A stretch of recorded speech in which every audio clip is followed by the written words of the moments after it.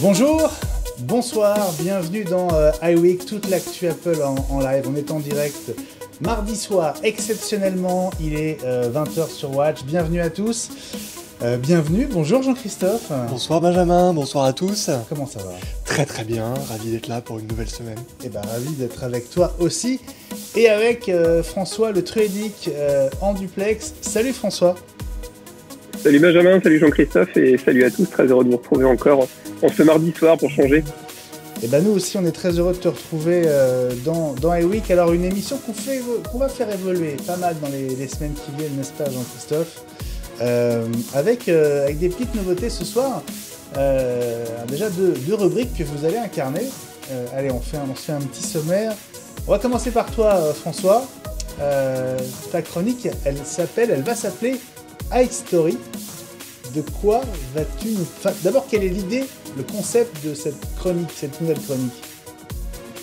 Alors l'idée, en fait, c'est de pouvoir échanger sur l'histoire d'Apple. C'est vrai que Apple, c'est une marque quand même qui commence à dater et qui a beaucoup évolué. Et donc moi, mon objectif, ce sera le plus possible toutes les semaines, dès que j'interviendrai dans iWeek, de vous présenter un objet, une personne. On a eu l'occasion de parler de publicité, de différentes choses en lien avec l'univers Apple, et de pouvoir éventuellement aussi faire des perspectives, voir l'évolution d'Apple au fur et à mesure des années. Et donc, ce soir, pour cette première, tu vas revenir sur un produit qui est passé assez vite dans l'histoire d'Apple, mais qui a quand même marqué cette histoire, et notamment le passage de Steve Jobs. Tout à fait, j'ai décidé ce soir de vous parler de l'iPod Wi-Fi. Alors, c'est un objet que les moins de 20 ans ne peuvent pas connaître. Et même iPod Wi-Fi, j'ai dit Wi-Fi. Ah ça nous fait rire. J'étais sûr que j'allais la faire. Lapsus. Et oui, parce qu'évidemment, il n'était pas Wi-Fi. Et on aura l'occasion d'y revenir tout à l'heure. Voilà, et je suis sûr que plein de ceux qui nous écoutent ne savent pas ce que c'est que cet iPod Wi-Fi. Jean-Christophe, t'en souviens toi? Oui. On s'en souvient nous, mais on va vous rappeler en images ce dont il s'agit. Toi Jean-Christophe, tu viens aussi avec un nouveau rendez-vous, et ce nouveau rendez-vous il s'appelle Vue d'ailleurs. Tout à fait. C'est quoi l'idée? Alors l'idée, tu sais, et vous savez, téléspectateurs d'iWeek, que je partage ma vie entre la France et les États-Unis. Et donc, l'ambition modeste de la chronique, c'est de donner un son de cloche un peu différent sur l'actualité Apple, pas vu depuis l'Europe, mais bien des États-Unis, voire même d'un peu plus loin. Alors, on va parler de l'actu, et ce soir, il va être pas mal question de la Chine. Voilà.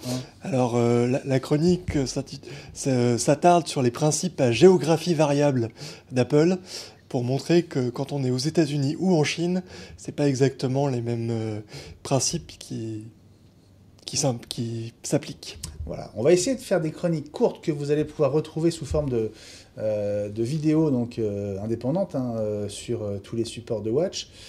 Mais comme ce soir on n'est que 3, peut-être qu'on s'octroiera un tout petit peu de temps en plus. Et puis nouvelle chronique pour moi aussi, et ça va être aussi un rendez-vous qu'on va se donner désormais toutes les semaines. Vous voyez là il y a un produit. Ce produit c'est un dock Thunderbolt 3 que j'ai testé de chez OWC, un constructeur américain. Voilà, je vous dirai ce que j'en ai pensé. Un dock c'est très très pratique quand on a plein de périphériques externes, surtout maintenant où certains Mac, notamment le MacBook, n'ont qu'un seul port USB-C. On a vraiment besoin de ce type de prise multiple, on va dire. Je vous en parlerai tout à l'heure et en images. Allez, on va attaquer tout de suite avec l'actu de la semaine, forcément dominée par ce qui se passe à Barcelone au Mobile World Congress. Est-ce que vous avez suivi, les amis, les annonces, et notamment celle de Samsung ces dernières heures, il y a 48 heures exactement? François? Évidemment, je pense qu'en tant que geek, on est toujours amené à suivre un peu ce qui se fait ailleurs. C'est vrai que le Samsung S9, on en savait à peu près tout avant la présentation, un peu à l'image des derniers iPhones. même si là, il y a carrément les premiers tests sont sortis directement, en gros, quand la présentation a démarré. Donc c'est vrai qu'ils ont quand même visiblement cette fois-ci mis le paquet sur la photo. Alors je pense qu'on va y revenir un peu plus en détail. Au niveau du form factor, ça a très très peu évolué. Ça ressemble peu ou prou au Galaxy S8, sauf au niveau des couleurs. J'ai l'impression qu'il y a des nouvelles couleurs. Mauve, si j'ai bien vu, très esthétique. Ou pas. Absolument. On va en parler tout de suite de ce Galaxy S9 et du S9 Plus qui arrive dans 15 jours, un peu partout et notamment en France. Est-ce que tu as suivi ça, Jean-Christophe? Oui. Ouais. J'ai suivi. Moi, ce que je trouve amusant, c'est... Et justement, François commençait à en parler. On s'étonne de l'absence de changement de design. Je trouve que c'est oublié un peu vite que Apple fait ça tous les 2 ans, voire même tous les 3 ans. Donc, c'est vrai que le S8 de l'an dernier avait vraiment bouleversé les codes. C'était le premier smartphone de masse quasiment sans bordure. C'est intéressant de voir que voilà. Et hop, je repasse devant la caméra. Samsung se concentre sur d'autres aspects cette année. Ouais.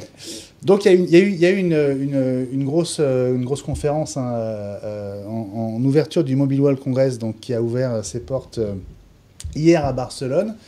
Et donc cette conférence dans cette salle que Samsung avait déjà utilisée, ça fait au moins 2 ans qu'ils y sont, pour présenter exclusivement le S9 et le S9 Plus. Alors, il y a eu un petit effet sympa. Tout n'est pas forcément sympa dans les confs Samsung. On est ici quand même dans les week. Mais ça, c'était très sympa. Je ne sais pas si vous avez vu ce moment. En fait, chacun des journalistes, notamment, puisque c'était surtout une conférence pour la presse qui était là, avait donc un badge. Et ce badge servait en fait de support à une appli en réalité virtuelle qui permettait de simuler le fait de tenir le S9 dans sa main. Donc il venait d'être annoncé et tous les journalistes qui étaient dans la salle, en visant leur badge avec l'appli dédiée, pouvaient avoir le sentiment, vous voyez, ils ont rien entre les doigts et pourtant sur l'écran de leur smartphone, ils ont le sentiment de tenir le S9 en main. Alors c'était assez marrant parce que ça permettait non seulement de le voir de face, mais aussi en retournant l'invitation de le voir de dos et notamment de visualiser les 4 couleurs dans lesquelles il va être disponible, dont une couleur pourpre violet qui apparemment va être la couleur que tout le monde va s'arracher. Voilà. Donc petit effet. Je me souviens qu'il y a 2 ans, et vous vous en souvenez aussi, j'étais sur place d'ailleurs à ce moment-là, il y avait à l'époque, il y avait un casque, un Galaxy VR sur chacun des sièges, ça faisait je sais pas, 500, 600. Et on avait mis nos casques, et c'est pendant qu'on avait nos casques que Mark Zuckerberg était entré dans la salle et qu'on avait eu cette fameuse photo. La fameuse, voilà, on le voit marcher au milieu d'une salle pleine de gens qui ont un casque. On était quasiment dans George Orwell et dans 1984. Voilà, c'est cette salle avec cette scène centrale carrée et cet écran assez impressionnant sur lequel vous voyez donc le Galaxy S9. Alors, Samsung a concentré, à cibler, on va dire à marketer son S9 autour de la photo, du capteur photo-vidéo. Samsung le présente comme The Camera Reinvented, Reimagined, donc la photo, le capteur réinventé. Mais finalement, on trouve des fonctions qui existent déjà, notamment sur l'iPhone 10. Je pense au slow motion, 960 images par seconde, je crois que c'est exactement la fréquence que permet l'iPhone 10.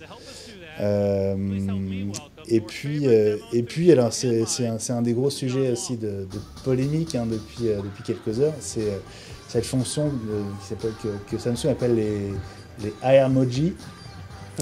Et là...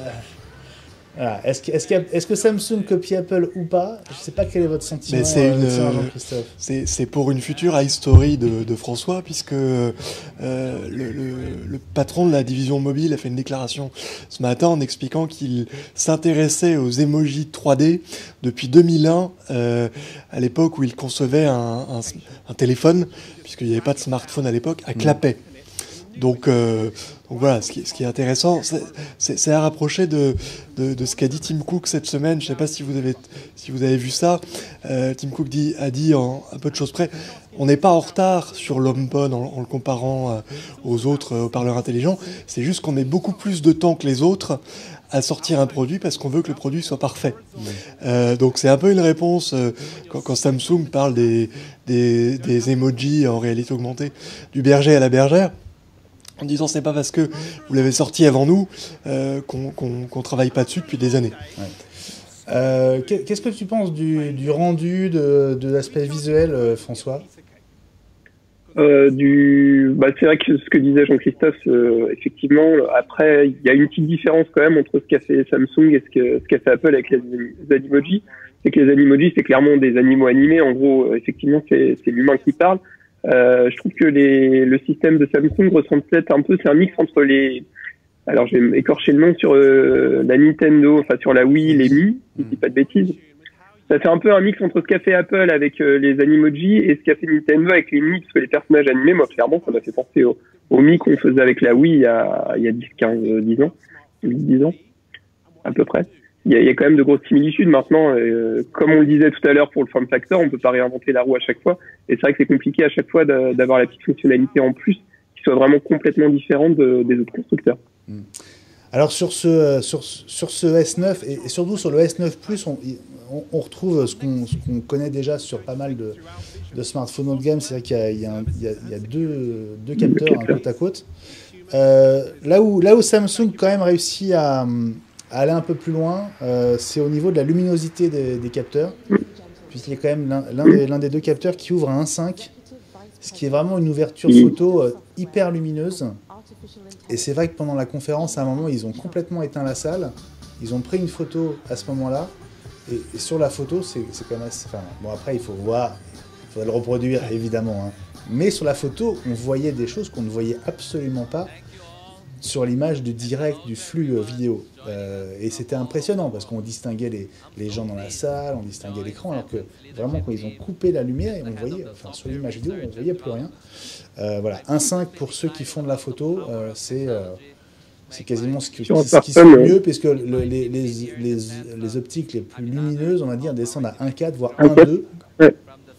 Mais 1.2, c'est des optiques qui valent un bras, voire les deux. Hein, donc, je trouve ça intéressant, ça va être intéressant à mon avis à observer dans les mois, voire dans les années qui viennent.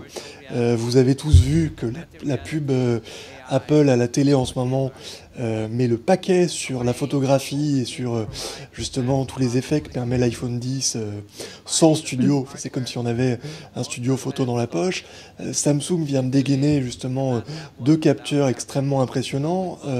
On lisait sur Internet dans The Verge, pour pas le citer, que vraiment, ce qui faisait hésiter le testeur entre le Google XL et l'iPhone X, c'était le capteur photo qui était selon lui meilleur sur le Google XL que sur l'iPhone X, avec Samsung qui vient d'en remettre une sacrée couche justement hier.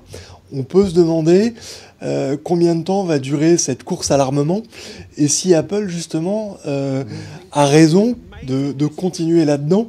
Parce qu'il n'y a pas vraiment de facteur de différenciation. Tu parlais de taille de capteur et de luminosité, c'est de la physique pure. Je ne suis pas sûr qu'Apple ait, pour longtemps encore, un coup d'avance comme il l'a eu pendant quelques années. Bon, en tout cas, je suis impatient de vous lire sur Twitter avec le hashtag iWeekTV. Vous connaissez le rendez-vous. Venez. Pour l'instant, vous êtes peu nombreux. Je pense que déboussolés sans doute par... le jour un peu particulier de diffusion de l'émission, puisqu'on est mardi soir, et d'habitude notre créneau c'est le mercredi, donc vous ne vous êtes sans doute pas tous passé le mot. En tout cas, on est à votre écoute sur Twitter avec le hashtag iWeekTV. On sera bientôt d'ailleurs de manière beaucoup plus régulière sur Facebook aussi et sur YouTube. Venez, dites-nous ce que vous pensez de ce S9. Essayons d'être objectifs, on va dire. Voilà. Toute évidence, il n'y a pas de révolution. Il y a sans doute un alignement sur pas mal de fonctions. Le capteur à 1.5, c'est une vraie avancée, hein, parce que pour faire tenir une telle luminosité dans un smartphone, c'est assez fort. Un point important aussi, c'est que Samsung a greffé une puce avec de la DRAM directement sur son capteur photo. Et le coréen parle du coup d'une puissance de traitement qui a été multipliée par 4, ce qui permet notamment d'abaisser le bruit, le grain sur les photos en basse lumière. Pour autant, les performances, effectivement, tu le disais, François, de ce S9, en tout cas du processeur, sont pas forcément délirantes sur le papier. Regardez ce bench, hein, je crois que c'est le premier qui a été réalisé, c'est sur le site AnandTech, qui est réputé en tout cas pour faire des tests de manière très rapide. Vous le voyez, le processeur du S9 et du S9 Plus, c'est l'Exynos 9810, donc ce sont les deux lignes bleues, et je crois que c'est la ligne bleu marine qu'il faut regarder. Il faut la comparer aux deux processeurs du dessus, et bizarrement, enfin, de manière assez surprenante, il a l'air moins puissant que le A10 d'Apple qui date de 2016, et évidemment encore moins puissant que le A11 qui équipe aujourd'hui l'iPhone X. Et il y a un gros écart, hein, il y a quasiment 1000 points d'écart avec le processeur A11 d'Apple. Donc sur le papier, le processeur du S9 est nettement moins puissant que les processeurs Apple. Mais bon, ça restera évidemment à confirmer. Et puis, est-ce qu'on a besoin d'autant de puissance finalement dans un smartphone? Justement, ce qui est assez intéressant, c'est ce que tu disais. Il y a quasiment un coprocesseur dédié à la photo, qui lui est un processeur maison. On sait que Samsung en connaît un rayon sur la conception de processeurs. Alors que les processeurs standards qui doivent être compatibles Android, eux, restent un peu à la traîne. C'est à rapprocher, François, je ne sais pas si tu as vu ça, d'une nouvelle il y a 15 jours, sur les montres Android Wear qui stagnent parce que justement Qualcomm, qui a créé les processeurs Snapdragon dans les téléphones et aussi dans les montres, ne les a pas mis à jour depuis 2 ans. Donc aujourd'hui, les montres Android Wear sont de facto beaucoup plus lentes que les Apple Watch. Apple, on le sait, contrôle toute la chaîne et donc fait des processeurs spécifiques. On peut se demander effectivement si Samsung, qui est le vendeur de téléphone Android le plus populaire actuellement, ne va pas continuer à faire du Apple, c'est-à-dire à ajouter ses propres processeurs pour tirer son épingle du jeu face à tous ses concurrents, Sony Ericsson, on en a pas mal parlé ces jours-ci, LG, qui eux sont tributaires justement des processeurs classiques de Qualcomm. En tout cas, ce qui est marrant, c'est qu'on sait maintenant, hein, que l'année est rythmée par 2 grands moments. Samsung avec son Galaxy en février en général, et puis Apple en septembre, exactement à 6 mois d'écart en fait. Hein. Ils se partagent l'année. Donc tous les 6 mois, on se demande finalement quel est celui qui a de l'avance sur l'autre. Est-ce que c'est Samsung qui reprend l'avantage là avec le S9, ou est-ce qu'ils ne font que rattraper un retard qu'ils avaient peut-être avec le S8 par rapport à l'iPhone X? Quel est ton sentiment, toi, François? Je pense qu'honnêtement, les 2 VAL, le dernier S8 avait quand même marqué, comme le disait Jean-Christophe, une grosse évolution, que ce soit au niveau du form factor, au niveau de la qualité photo, etc. Donc effectivement, on réinvente pas la roue tous les ans, donc ça reste une belle évolution. Moi aussi, ce qui m'a fait marrer sur la photo, je sais pas si vous avez vu les images sur le capteur, en fait, l'optique bouge vraiment littéralement. Il y a un obturateur mécanique, en fait, qui fait que quand on change d'ouverture, on voit le petit effet visuel, comme on peut le voir sur les réflexes. C'est assez bluffant, mais malgré tout, ça reste du bon matériel. Ouais, c'est du très, très beau matériel.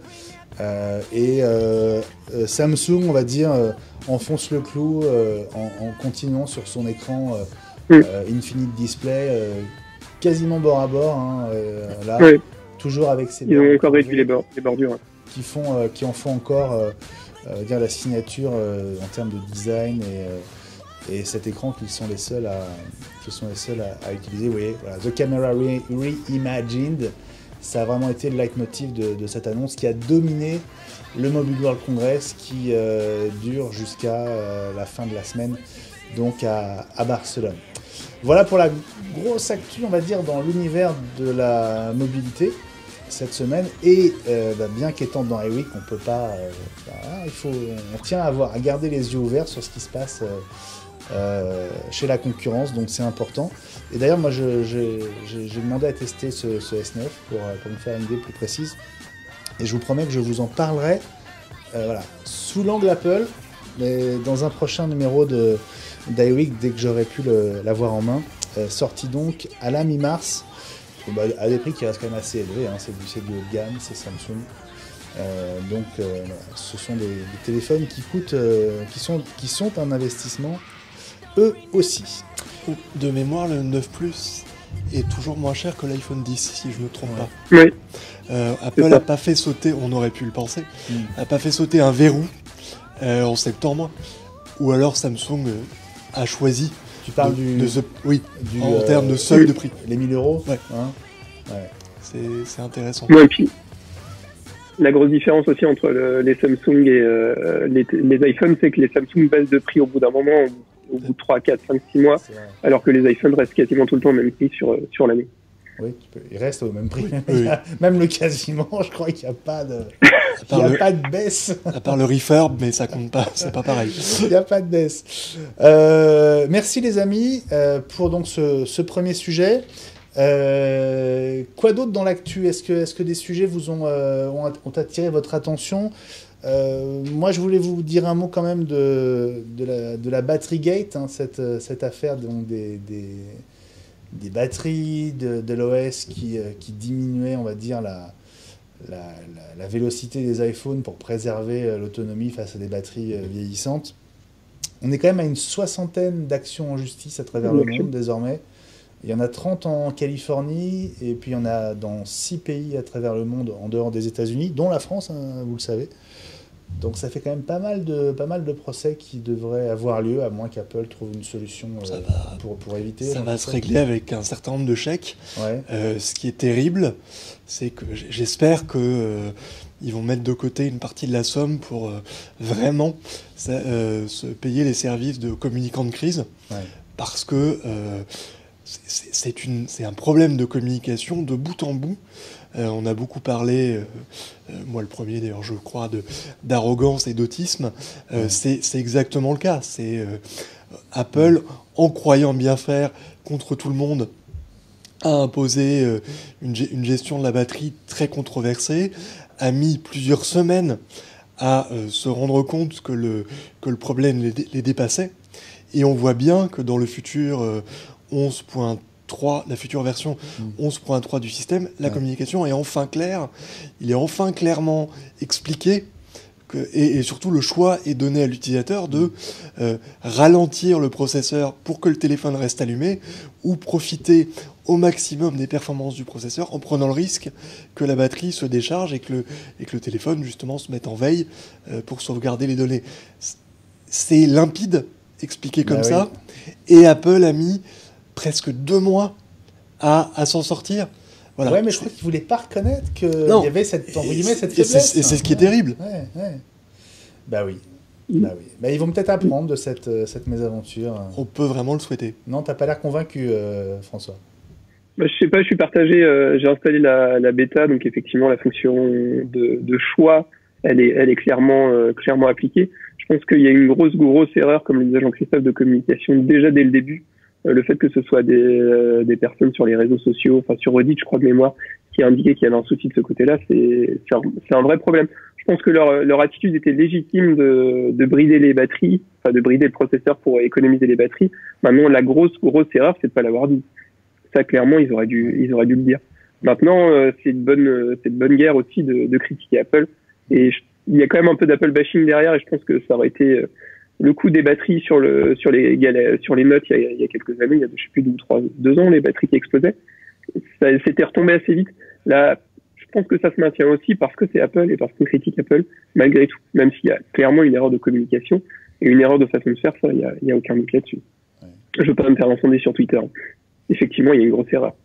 Et je pense que tu parles de Twitter, je pense que nous trois et chacun des spectateurs d'iWeek connaît au moins une personne qui lui a dit ah franchement ce que fait Apple avec l'iPhone que tu m'as conseillé d'acheter c'est vraiment pas bien, j'en ai marre d'être pieds et poings liés avec Apple et ainsi de suite. Et ça c'est à mon avis ça dépasse de beaucoup le Battlegate justement.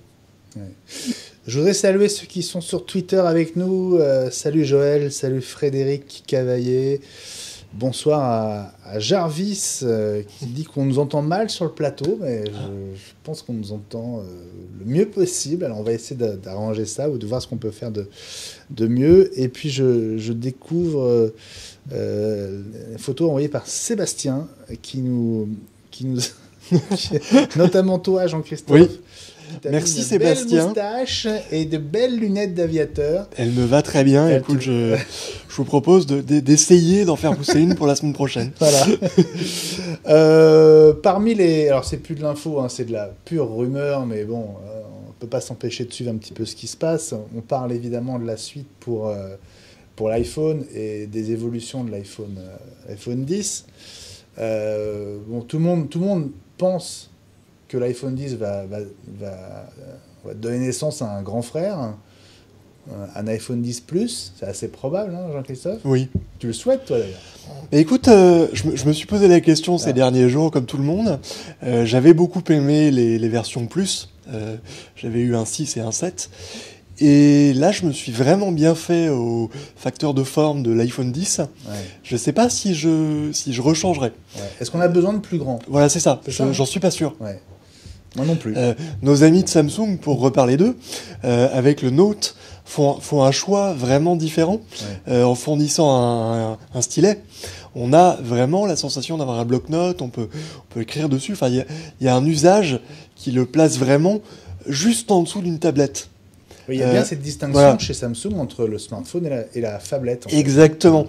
Dans la mesure où Apple, pour l'instant, ne fait que des téléphones plus grands et donc qui ont du mal à rentrer dans les poches sans avoir un vrai avantage. On n'a pas de fonction supplémentaire liée à un appareil plus. Je suis pas sûr, en tout cas personnellement, de faire le saut l'année prochaine. Bon, et toi, François, qui a patiemment attendu ton iPhone 10. Je rejoins ce que dit Jean-Christophe. Je pense que sur le, on va dire 10 Plus, il va vraiment falloir qu'il y ait un gros avantage pour moi. À l'époque, j'ai pris le 7 Plus.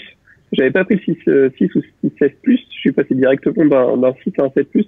Moi, il y avait une chose principale, c'était le double capteur photo. C'est vrai que moi qui fais beaucoup de photos, je trouvais ça, pratique. C'est vrai que le téléobjectif, on s'en sert quand même pas mal. Moi, j'aime beaucoup cette fonctionnalité-là. Et puis, l'autre avantage aussi, voilà. Benjamin le montre. Sauf qu'il était dans l'autre sens. Je ne vais pas t'interrompre. Et l'autre avantage, c'était la taille. Maintenant, c'est vrai que sur le form factor de l'iPhone 10, on retrouve le double capteur photo et le grand écran. Donc, il faudrait vraiment qu'il y ait un élément en plus qui me fasse migrer sur un 10 Plus. Mais je pense que cette fois-ci, je passerai mon tour, surtout vu l'investissement que représente quand même un iPhone 10. Là, j'essaierai de me faire violence pour attendre au moins un an de plus quand même, parce que sinon, ça va. Mon banquier va finir par faire la tête. Ça me semble plus sage, effectivement, François. Bon, je vous propose, les amis, qu'on passe à notre première nouvelle chronique. Elle s'appelle Vue d'ailleurs, et c'est avec toi, Jean-Christophe. À tout de suite.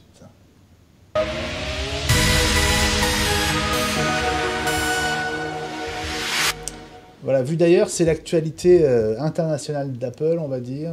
C'est ça. Non, on peut dire ça ? Oui, on peut dire ça. Et alors justement, une fois n'est pas coutume, ce soir on va parler de géopolitique. Tim Cook a donné une interview récemment et il a encore eu l'occasion de dire à quel point l'ambition d'Apple était d'améliorer la vie des gens. Ouais. Alors c'est un peu grandiloquent comme ça, mais on a l'habitude. On se souvient que en voulant améliorer la vie des gens, Apple avait été en but avec les autorités américaines lors de la tuerie de San Bernardino. On avait demandé à Apple faciliter l'accès au téléphone du terroriste, et Apple avait dit que les atteintes aux données personnelles et à la vie privée des millions d'utilisateurs étaient trop importantes pour qu'ils le fassent. Et Tim Cook avait eu l'occasion, avec des trémolos dans la voix, on connaît Tim Cook, en comparant ce type de logiciel à un cancer, ce qui, s'agissant d'Apple, est quand même pas anodin comme analogie, se refuser de le faire. Donc on s'est étonné il y a quelques mois, c'était l'été dernier, vous vous en rappelez peut-être, de voir qu'Apple avait interdit les applications VPN, donc ces tunnels qui permettent justement d'empêcher à des tiers, qu'ils soient fournisseurs d'accès ou gouvernement, d'avoir accès à vos échanges. Apple donc avait interdit ces applications en Chine sur son App Store. Et coup de tonnerre. Alors, juste, je précise Oui. parce que pour être allé en Chine 2 fois là, ces 2 dernières années, si vous n'utilisez pas un VPN quand vous êtes en Chine, vous ne pouvez accéder ni à Google, ni à YouTube, ni à Twitter, ni à Gmail, à quasiment rien, à aucun des grands services qu'on a l'habitude d'utiliser, on va dire, en Occident. Tu as tout à fait raison, c'est dire que le retrait d'applications VPN en Chine est loin d'être anodin. Ça change l'utilisation que les utilisateurs peuvent faire de leur smartphone, et notamment la Chine étant ce qu'elle est d'un point de vue politique, ça pose des problèmes, notamment aux dissidents et aux associations de protection des droits de l'homme. On a donc, Apple a donc choqué encore plus la semaine dernière alors ça c'est Sur trop vite. Non, mais à l'époque, Apple avait dit avait justifié le retrait d'applications VPN sur l'App Store en disant que les éditeurs devaient être enregistrés en Chine pour avoir le droit d'être vendu ou d'être distribué dans le pays.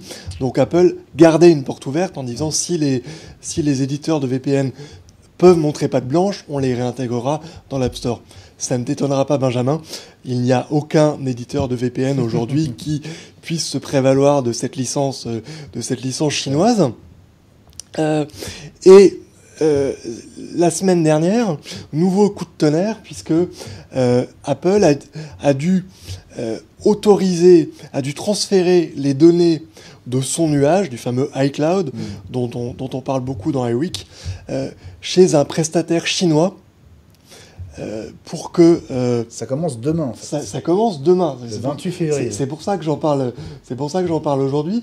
Apple annonce la couleur en Chine en prévenant que les services iCloud dans la mainland China, donc ça c'est la manière polie de dire la Chine, sauf Hong Kong et Taïwan. Et Taïwan, exactement. Surtout sauf Taïwan. Oui, mais c'est intéressant parce que Hong Kong est encore un régime à part où on a le droit justement d'utiliser le cloud de manière un peu plus libre. D'accord. Mais ce que dit Apple ici, c'est le service iCloud va être maintenant géré avec Apple et un prestataire chinois qui évidemment a partie liée avec le gouvernement. Apple dit très simplement, si vous ne souhaitez pas que vos données soient stockées et donc accessibles en Chine, au gouvernement. Et donc au gouvernement, c'est toi qui le dis, Benjamin, mais effectivement c'est sans doute le cas. Ça passe par une société, mais qui est liée avec le gouvernement chinois. Eh bien, vous pouvez désactiver iCloud. Vous pouvez désactiver iCloud. Et d'ailleurs, c'est ce que vous propose Apple. La seule solution, c'est de désactiver iCloud. Alors, ça a l'air de rien, mais iCloud est essentiel à l'utilisation de votre iDevice. La preuve, c'est que quand vous essayez d'opt-out, donc de sortir de l'iCloud, si vous êtes en France ou aux États-Unis, Apple vous dit non, la page n'existe pas. Vous ne pouvez pas sortir d'iCloud. Voilà. Donc vous avez vraiment le choix, quoi. Exactement. Alors, tout ça commence demain, tout ça. Tout ça commence demain. Alors, qu'on ne se méprenne pas. L'objet de la chronique, c'est pas de dire qu'Apple a tort ou raison d'obtempérer face à la réglementation chinoise. Apple, comme toutes les sociétés, est soumise aux droits du pays dans lequel elle travaille. Donc, c'est le cas en Chine, c'était le cas aux États-Unis au moment de San Bernardino. La vraie question, c'est est-ce qu'Apple, qui doit rendre des comptes à ses actionnaires et doit vendre des téléphones, des iPads, voire même des HomePod, justement... et pour qui la Chine est devenue quasiment le premier marché. Exactement. Donc Apple ne peut pas faire autrement que de respecter la loi chinoise. En revanche, la vraie question, c'est est-ce qu'Apple doit continuer à se draper dans sa vertu comme elle le fait très souvent et, dit autrement, continuer à nous donner des leçons. Alors, il y a la Chine, on va dire, là, on a le sentiment qu'Apple n'a pas vraiment le choix, finalement, parce que si Apple veut continuer à faire du business en Chine, le régime chinois a probablement obligé Apple à prendre cette décision. Exactement. Comme toute autre entreprise qui fait du transfert de données avec la Chine d'ailleurs. Ouais. Mais d'un autre côté, on va dire sur un sujet plus interne aux États-Unis, Apple donne plutôt l'exemple, on va dire. Alors, oui. Ce qu'il faut dire aussi quand on parle de géopolitique, c'est qu'il ne faut pas se tromper. C'est la taille d'Apple qui la rend... Qui en fait l'objet de toutes ces attaques. Clairement, vous avez tous vu que malheureusement les États-Unis ont subi une autre tuerie de masse la semaine dernière en Floride. 16 lycéens sont tombés sous les balles d'un de leurs camarades forcenés. Et ce qui change un peu, justement, pour être un peu à l'écoute de ce qui se passe aux États-Unis, c'est que on pourrait se dire c'est un cas parmi d'autres, mais non. Les lycéens aujourd'hui semblent faire bouger les choses et notamment de nombreuses grosses entreprises. Alors on parle de Hertz, d'Avis, de Delta Airlines. On coupé les liens avec le lobby des armes, la fameuse NRA en français, pour dire ça suffit. On se rend compte que nos clients veulent que les choses bougent et donc on coupe nos liens avec ce lobby-là. Et concrètement, ça veut dire quoi quand on s'appelle Apple, couper les liens avec le lobby des armes, ça veut dire quoi? Alors, quoi les liens avant de les couper? Dans le cas des entreprises dont tu parlais, comme Delta Airlines, Delta donnait des réductions à des membres de la NRA. Si vous étiez membre de l'association, vous pouviez avoir 15%, 20% sur votre billet d'avion ou sur votre voiture de location. Apple ne fait pas ça.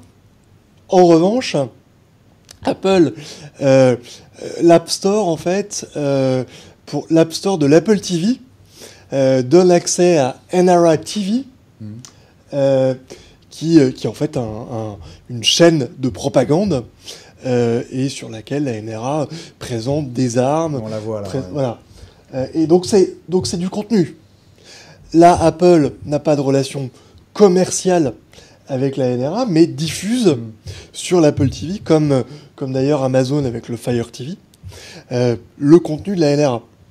Donc tu vas me dire, Benjamin, oui, mais les États-Unis mettent en avant le free speech, la liberté de parole. Oui, mais les États-Unis mettent en avant le free speech. Et Apple, quand elle diffuse cette chaîne, cette application en fait, comme elle en diffuse des milliers d'autres, ne fait pas autre chose. Oui, mais Apple fait aussi le ménage, et le fait même depuis très longtemps, puisqu'on se souvient que il y a quelques années, je crois que ça date de 2014, Apple avait pris 2010 même sur l'article là de TechCrunch. 2010, une position très claire en disant le porno, pas chez nous. Ceux qui veulent... En citant Steve Jobs d'ailleurs à l'époque. Steve Jobs avait dit ceux qui veulent regarder du porno sur leur téléphone peuvent acheter un Android. C'est ça. Donc, on est bien face à une contradiction très cupertinienne. Le contenu est libre, oui, sauf quand il nous déplaît. En l'occurrence, à l'époque, on parlait du porno. Bon, on peut imaginer que, connaissant justement les positions très claires qu'a pu prendre Tim Cook sur les armes et sur... on sait que un de ses modèles est Martin Luther King, donc on a vraiment une notion justement de tendre la main vers l'autre. Justement, à l'époque de San Bernardino, Tim Cook avait bien pris soin de dire que, évidemment, la question n'était pas de protéger des terroristes, mais bien de protéger les clients et la vie privée des clients. Je ne serais pas étonné qu'Apple prenne position assez rapidement sur cette application de la NRA. Pour l'instant, ils ne l'ont pas fait. Encore une fois, la question qui se pose, à mon sens, c'est si Apple veut être une entreprise commerciale et pouvoir être libre de commercer avec la Chine tout en respectant les règles de la Chine, il faudrait qu'elle arrête de donner des leçons.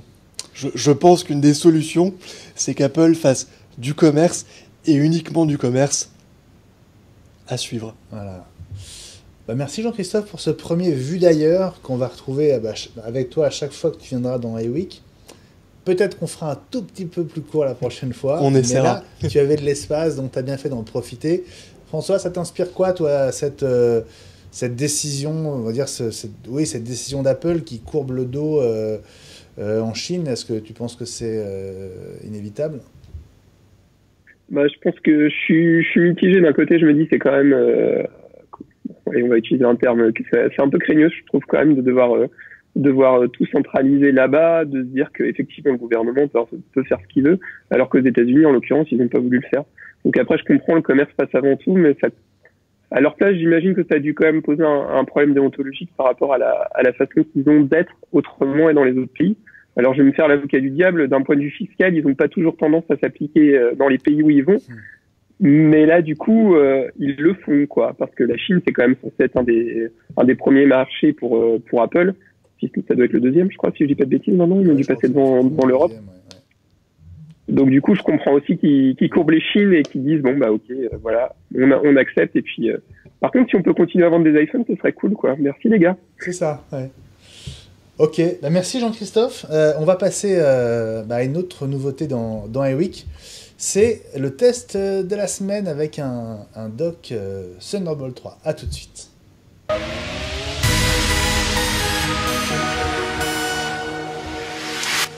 Voilà, le test de la semaine dans iWeek, comme tous les mercredis, entre 20h et 21h en direct sur Watch, avec notre premier test en direct. Et ce test, c'est un dock Thunderbolt 3 de chez OWC. Alors déjà, c'est OWC, et Jean-Christophe, tu vas pas me démentir, c'est une marque qui existe depuis très longtemps dans l'univers Apple. Très longtemps. C'est une société qui s'est fait pour spécialité de rajouter ce qu'Apple ne mettait pas dans la boîte. Ouais. Ça pouvait être une carte graphique plus puissante, ça pouvait être il y a très très longtemps un pont pour connecter une imprimante PC. Et là, je trouve que ce dock reprend cette philosophie. Alors, on le voit à l'image, je l'ai dans les mains, mais vous verrez quand même mieux sur cette image qu'on trouve sur la page YouTube d'OWC.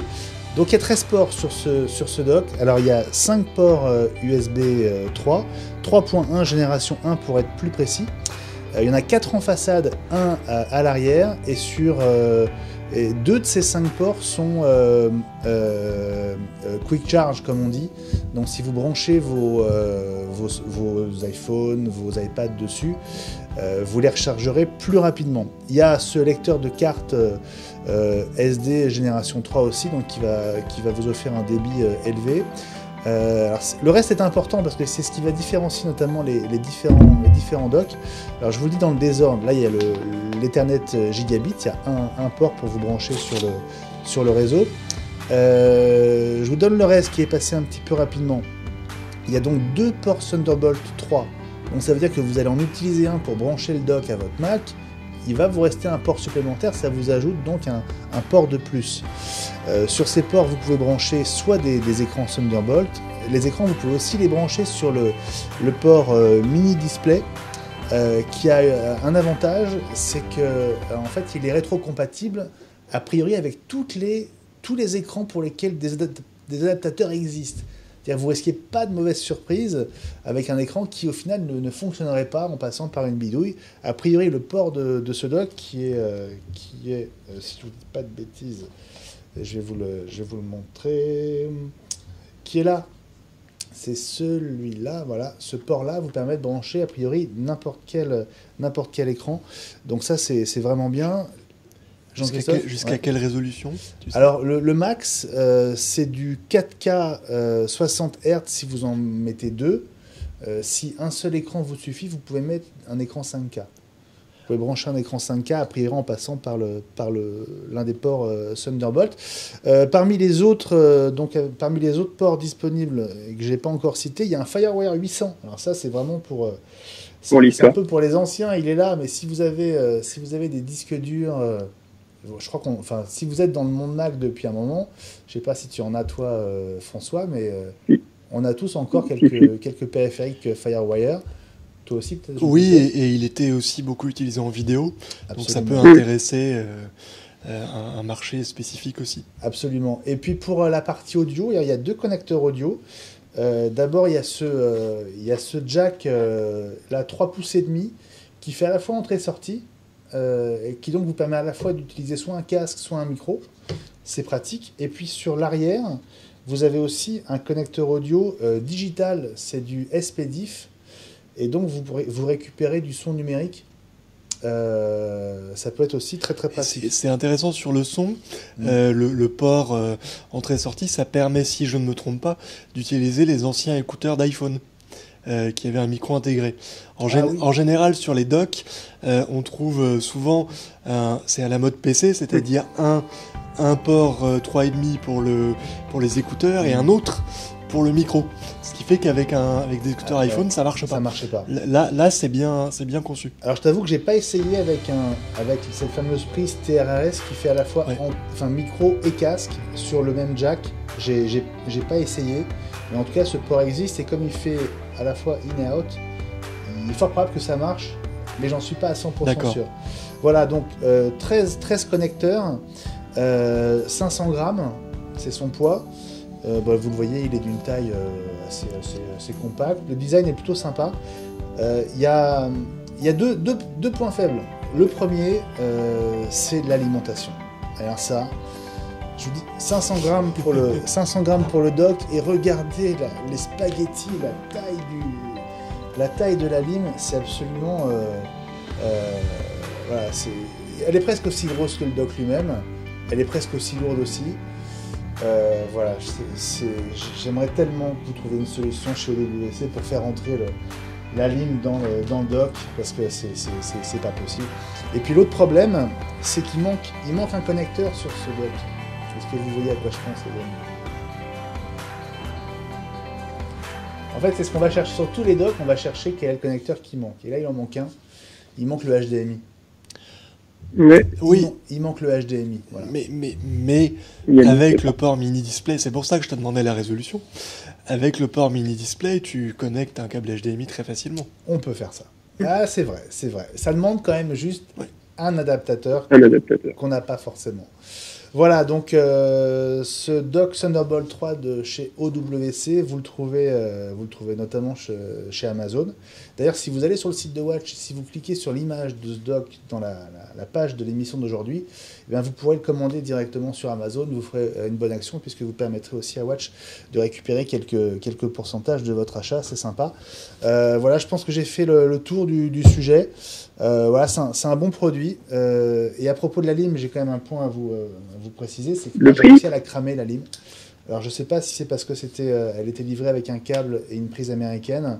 Il y a peut-être eu un court-circuit avec la prise française, je ne sais pas. En tout cas, j'ai cramé la lime. Je suis pas sûr que ça vous arrive si vous en faites l'acquisition. Mais voilà, au bout de quelques jours, j'ai eu ce souci-là, donc voilà, je préfère tout vous dire comme ça. De l'intérêt de le commander sur Amazon en cliquant sur le lien dont tu parlais, parce Absolument. que on pourra en plus profiter de retours beaucoup plus faciles. Absolument. Voilà, donc c'était le premier test de la semaine dans iWeek. Toutes les semaines, vous aurez droit comme ça à un test produit. Et je vous propose qu'on passe maintenant à la deuxième des chroniques nouvelle chronique de cette émission. C'est avec François et elle s'appelle iStory. À tout de suite, François.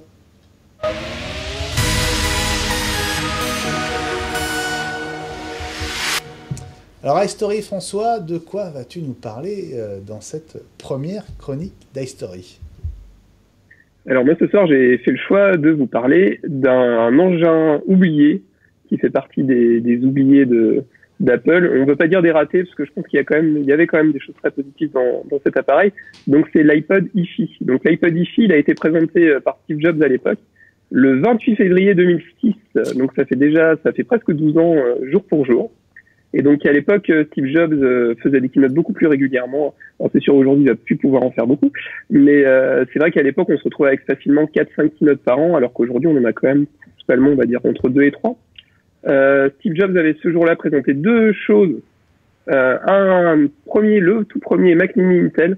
Donc je tenais à le dire parce que le Mac Mini c'est aussi un oublié de la gamme Apple. Et aussi à l'époque déjà Apple faisait beaucoup d'argent avec les housses. En l'occurrence c'était une housse en cuir pour l'iPod Nano, qui valait 99 € en cuir quand même. Donc vous voyez sur les vidéos, je vous propose qu'on la regarde un petit peu en plein écran quand même, c'est Steve Jobs, c'est toujours un plaisir. Ouais, on est quand là dans l'histoire? On est donc en 2006, le 28 février 2006 pour être précis. Donc Steve Jobs ça fait quasiment pile 12 ans, ça fera 12 ans demain. Et on est 4 ans et demi après le lancement du premier iPod, qui à l'époque avait encore le connecteur 30 broches. C'est ça. Ouais. Alors on t'écoute, hein, François, on t'interrompt. Alors non, mais je laissais un peu Steve Jobs parler quand même, parce que c'est toujours un plaisir de le revoir. Donc c'est vrai que moi j'ai choisi de vous parler de ça aujourd'hui, parce qu'évidemment on a beaucoup fait de parallèles, que ce soit sur les différents sites spécialisés Mac, avec le HomePod qui vient de sortir. Alors il y a quelques petites différences. Déjà la principale différence, tu l'as souligné tout de suite, c'est le fait qu'on ait un dock connecteur sur l'enceinte. À l'époque, il n'y avait pas de borne AirPort Express, pardon. Alors je sais pas si tout le monde se souvient de cet appareil qui est toujours vendu aujourd'hui d'ailleurs. Alors à quoi il servait cet appareil? Je vous écoute, messieurs. L'AirPort Express, il avait notamment un intérêt par rapport à l'audio, hein. Ouais. Il y avait une sortie jack qui se doublait d'une sortie optique et on pouvait, et on peut toujours, dans iTunes, sélectionner AirPort Express comme source. Ça permettait en fait ça se branchait à côté de votre chaîne Wi-Fi et vous pouviez comme ça, avec votre Mac dans une autre pièce, en Wi-Fi, envoyer le son sur votre chaîne Wi-Fi.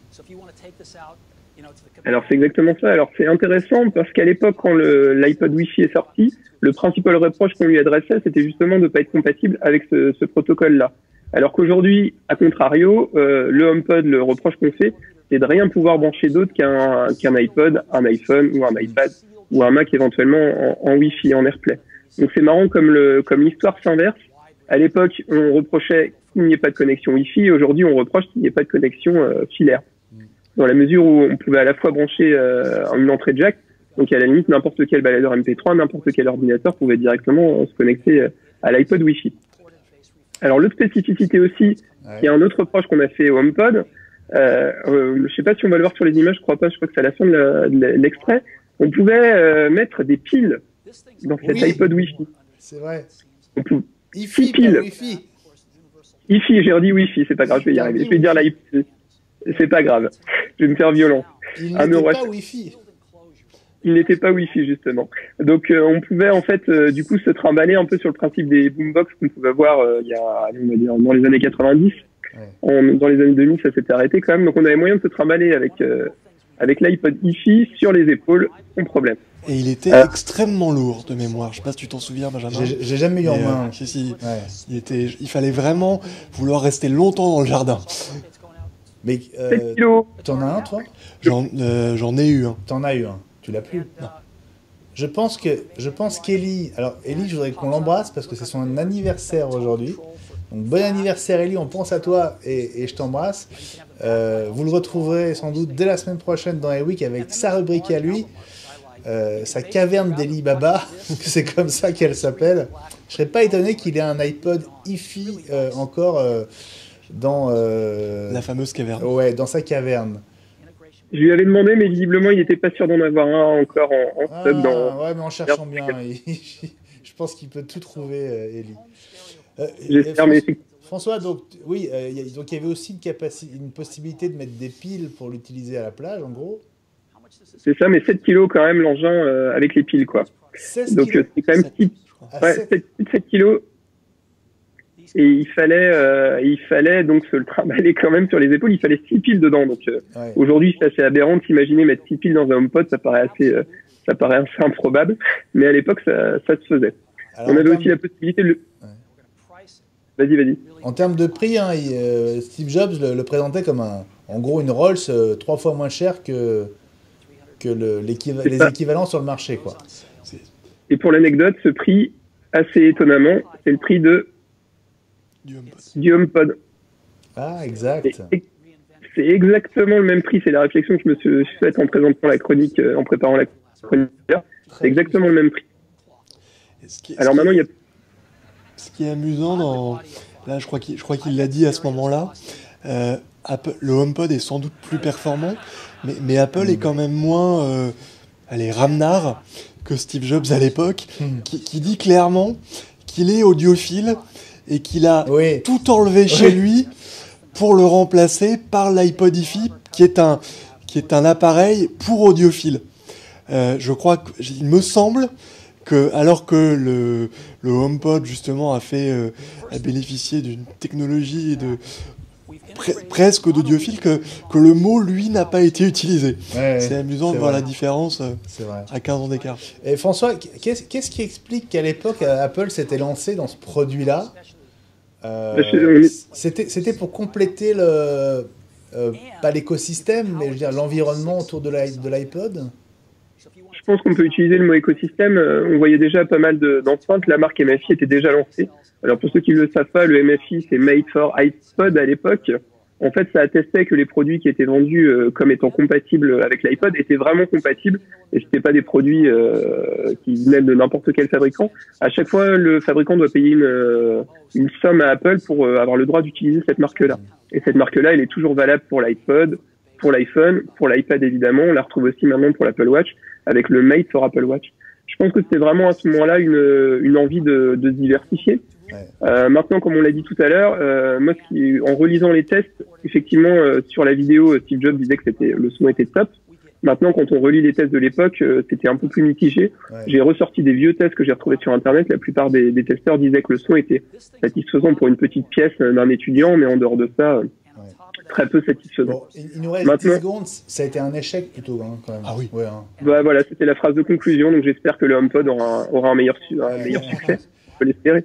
Bon, il nous reste quelques instants. Je voudrais juste, avant qu'on se quitte, vous conseiller le nouveau numéro d'iCreate, l'excellent magazine Nicolas Gozlan, Alexandre Lenoir, qui est sur Watch dans le garage, évidemment. iCreate avec une interview exclusive de Phil Schiller. Voilà. On peut pas dire qu'on apprenne beaucoup de choses, mais il est tellement rare en interview que c'est toujours un plaisir.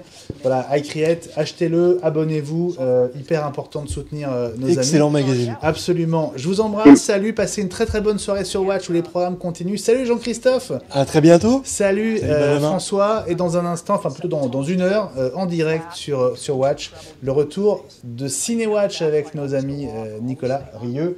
Salut à tous, bonne soirée et à mercredi prochain à 20h30 pour un nouvel numéro d'iWeek. Ciao à tous.